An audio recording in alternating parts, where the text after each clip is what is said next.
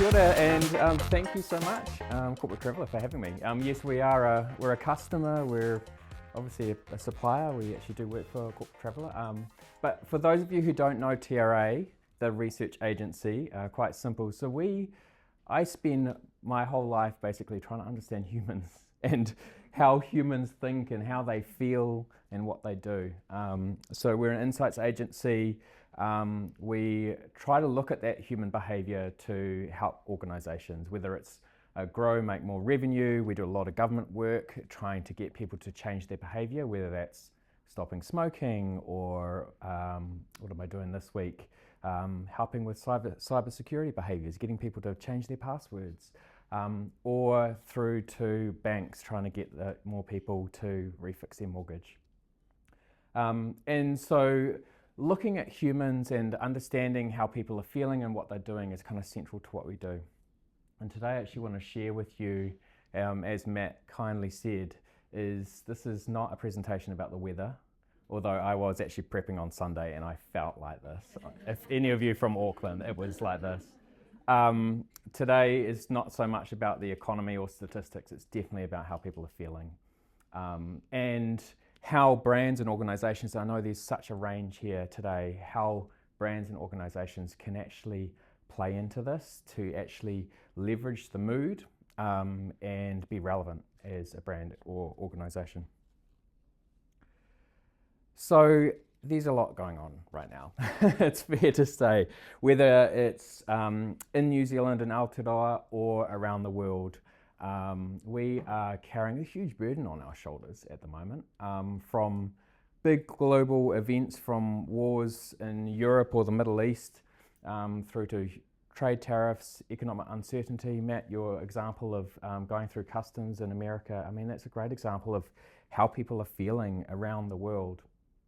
Even back here at home, a lot of this kind of economic turmoil is kind of playing out really close to home, whether that's our migration stats, or even the price of butter in the supermarkets at the moment at $18.29. I'm not sure if there's a date on that, but that was quite a recent photo.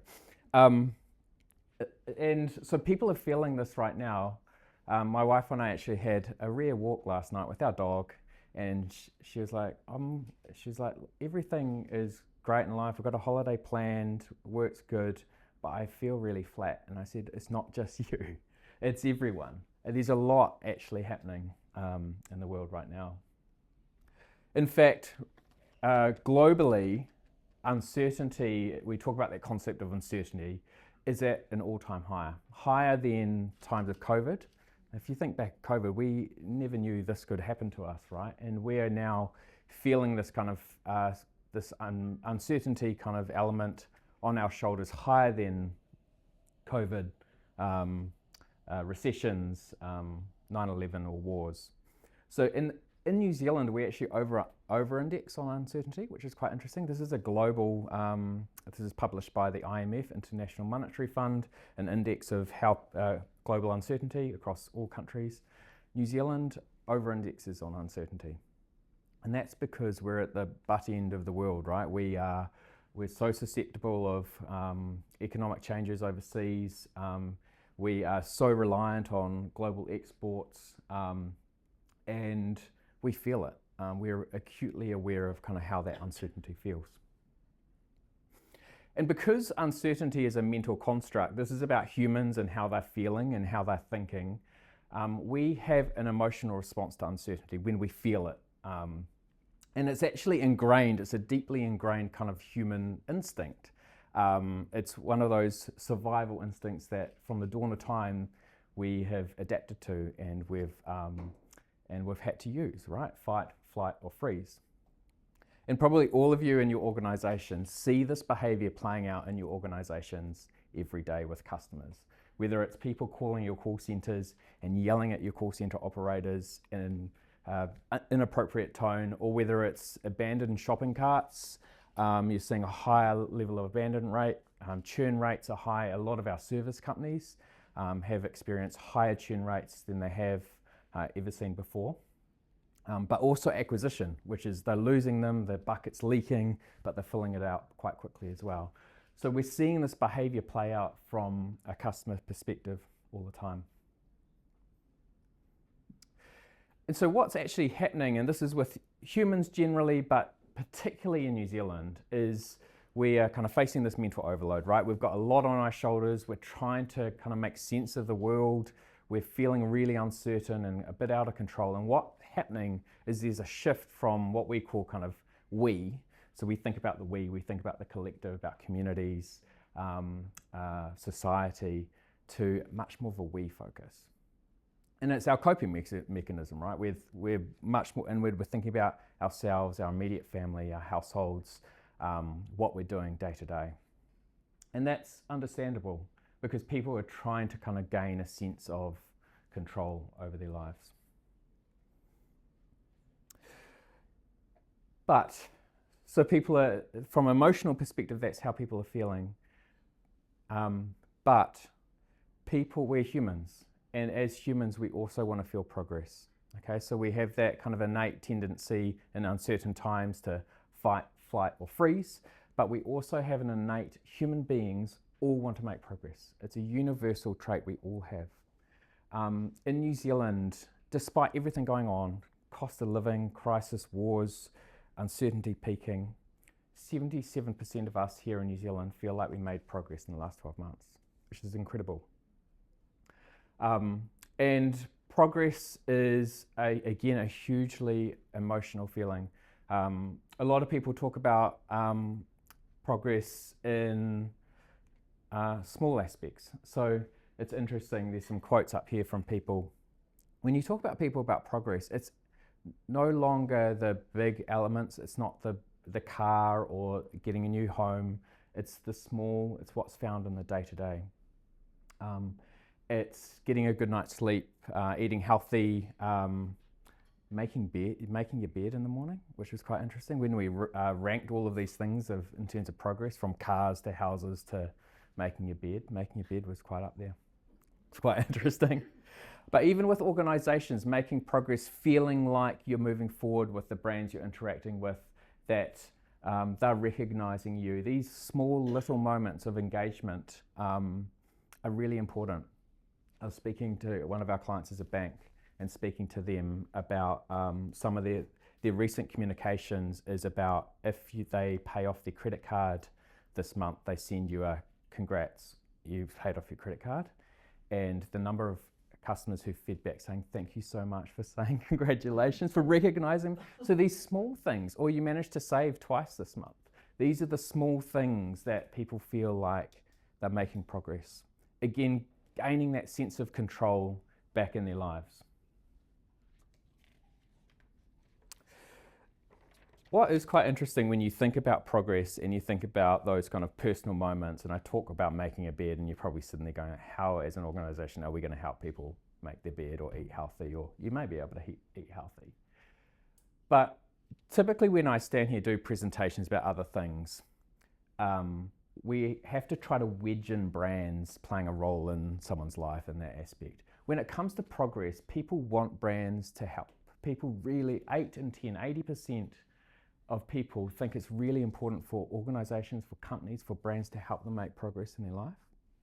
So even though it's a very personal thing and it's these small moments, people out there are seeking help and they want brands and organisations to play a role in their life. And that's really, really powerful and important in this context of uncertainty and how people are feeling right now. So in this context, which is quite funny when you think about uncertainty and the volatility, brands and organisations are more stable at the moment than world peace or climate change or the economy right now. So people are looking for that, for brands and organisations like yours to kind of bring that stability and that sense of calm to their lives. So how do we do this? I know I've only got 15 minutes, Ange, so please just tell me if I'm too slow or too fast. I'm actually going to share just simple basics. I know this is such a broad audience, from big organisations to small businesses. But how, as brands, do we create a sense of progress, calm that uncertainty, and also create a competitive advantage actually for our organisations and brands in this context? Because if we're relevant, as an organisation. If we can tap into how people are feeling and we turn up in the right way, we will look very different to other organisations out there. So how do we do this? There's 3 concepts I'll talk to you about today, and with a few examples, and they're quite simple and everyone can apply them. 5 minutes, awesome. So 3 concepts in 5 minutes, easy. Consistency, expectations, and social proof. These are really, really powerful. All of you can do them, no matter what business you are, whether you're B2B, B2C, whether you are service, product, manufacturing, whether you have customers or clients or relationships, you can do these. So firstly, consistency. The first is consistency is consistency. People are, as human beings, we're hardwired to look for patterns, right? We like to predict as much as we possibly can. We like to predict the future. Inconsistency can kind of trigger that uncertainty or that anxiety, right? Anxiety is actually driven mostly by that kind of factor of not being in control. So it's really important that we are consistent in how we turn up, whether that's our tone of voice, our messaging, our purchase cycle, our purchase engagement, our shopping carts, our process that we have.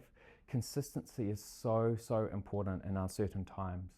If you're inconsistent, effectively the emotional peak spikes. And what happens is if that emotional peak spikes in a negative way, memories are created in a negative way. So you want to make sure that in your processes and your interactions and what you do, how you turn up, you are really consistent as a brand. And 2 examples of that: be visually consistent. So if you do have a brand, a public-facing brand, whether it's consumer or business, think about what your brand assets are, from colour to your for your tone or how you kind of deliver your message as a brand. Be visually consistent right now. The other is encourage kind of a stable and consistent context. So this one here it's about kind of habits and being predictable as an organisation. So if you're reminding your customers sporadically to do something, try to think about how you could kind of make that kind of reminder a bit more consistent. Helping customers kind of maybe pay on a regular basis rather than irregular, for instance. Kind of stimulate consistency in what you do. I think Les Mills was a great example of this in COVID, where people couldn't go to the gym, but they wanted to kind of bring that sense of calm, that consistency, and bringing the kind of product to them in a digital form so they can exercise at home, but looking and feeling and turning up like Les Mills in exactly the same way was really, really important to them. The second, I'm looking at Matt, he's giving me a sideways look. I think I've got 3 minutes, Matt. Expectations. This is so, so important. If you we're talking with Corporate Traveller here, expectation setting when you come to travel, right? If you don't know what to expect, if you are going to a brand new airport and you actually don't know where to navigate, you get so much anxiety. Like you said, Matt, you don't know what is going on, you don't know where to go. Compound that by flight delays and you feel out of control. So not knowing and not having an expectation is kind of the definition of uncertainty. So please, as brands, set expectations with your customers. It's really interesting. A really quick example of this was One New Zealand, their rebrand from Vodafone to One New Zealand. Now, they could have done that overnight like Jason Paris did with Telecom to Spark. Literally overnight, it changed over all stores, billboards, everything, it became Spark. But they chose at the time not to do that because of the uncertainty, right? So they told the market about the change 6 months ahead. They even evolved the look of the brand into One New Zealand to really kind of set expectations. This is coming. It's a change, but it's all okay. We're still the same company. They could have done it overnight, but they knew the context that triggers emotions, and especially in these times, you don't want to do that as a brand. So encourage kind of a practice of behavior, again, setting expectations, reduce that ambiguity. Another great example I think I've got here, I actually really love what Auckland Airport's doing. I know it's carnage at the moment in terms of the changeover that they have been going through, from parking to terminal, but how they're communicating that. They're actually showing the future of what the airport is going to be, very visually at quite a few different touch points, digitally, but also at the airport. So they're showing what's going to become. So they're setting expectations for people. It's even interesting in Auckland City, you can see when there's roadworks and when it's unexpected, those roadworks are coming in, you get really frustrated. If you know why those roadworks are there, because of a positive outcome for your street or your road, you're calm, you're much more forgiving in terms of what's going on. And the third, this one's really powerful, social proof. This is why we look up restaurant reviews. This is why we typically choose, if it says most popular on a choice set on a website, we choose the most popular one. Social proof is so important. We want to feel safe. We want to know other people are doing it as well. We're herding animals, aren't we? Human beings. So as brands and organizations kind of showing what others are doing, revealing your process, using kind of influencers even, social proof is really, really important. Even if it's kind of case studies, if you're B2B, talk with other businesses talking about working with you as well. Social proof right now is really, really important because it helps with that kind of sense of safety.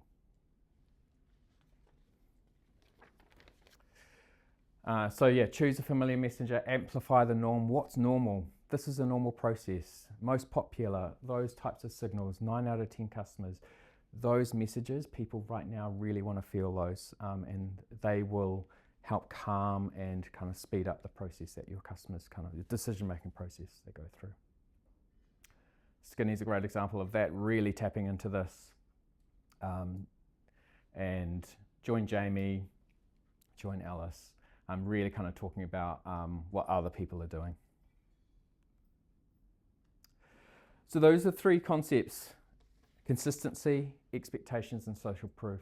Right now, you can really leverage that context. And this is not just about making sure things don't go wrong in times of uncertainty, but we definitely know brands that are tapping into this mood, the feeling, leveraging, giving a sense of progress to their customers, are gaining a competitive advantage and are quite distinctive from how their brand and organizations turn up for people as well. So thank you.